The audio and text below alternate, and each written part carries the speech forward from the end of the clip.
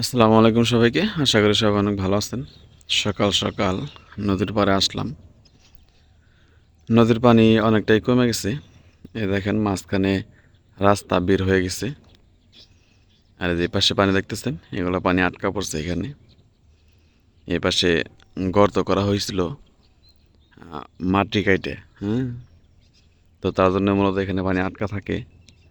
আর এই পাশে হইতেছে মেইন নদী। তো নদীর পানি প্রতিদিনই কমতেছে একটু একটু করে।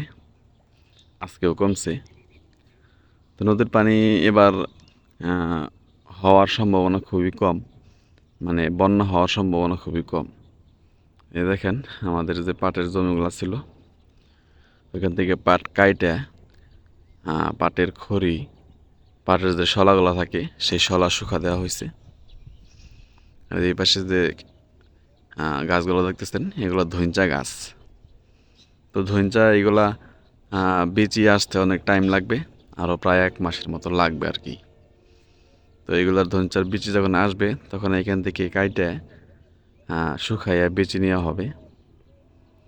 এগুলো হচ্ছে ধমসার বিছন রাখা হয়েছে। তো এখানে প্রায় সবগুলাই ধইঞ্চা গাছ। আর এই পাশে হইতেছে পাটের খড়ি। তো নদীর পানি আজকে কমছে, গত কয়েকদিন ধরেই অনেক কমতেছে। তো সকাল সকাল নদীতে আসলাম যে যায় দেখি কেউ মাছ টাছ ধরে কিনা, কিন্তু এসে দেখি একজনও মাছ টাছ ধরে না, হয়তো বা আর আগেই নিয়ে চলে গেছে। তো আপনাদেরকে দেখানোর জন্য আসছিলাম, কিন্তু এখন বর্তমানে কোনো মাছই নাই এখানে। তো এখন দেখেন নদীর পানি এখান থেকে কমতেছে।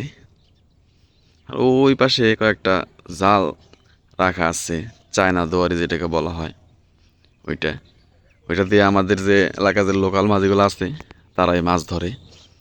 আর যেগুলা প্রফেশনাল মাছ দিয়ে আছে তারা বড় বড় জাল দিয়ে মাছ ধরে, নৌকা দিয়ে বড় বড় জাল দিয়ে মাছ ধরে।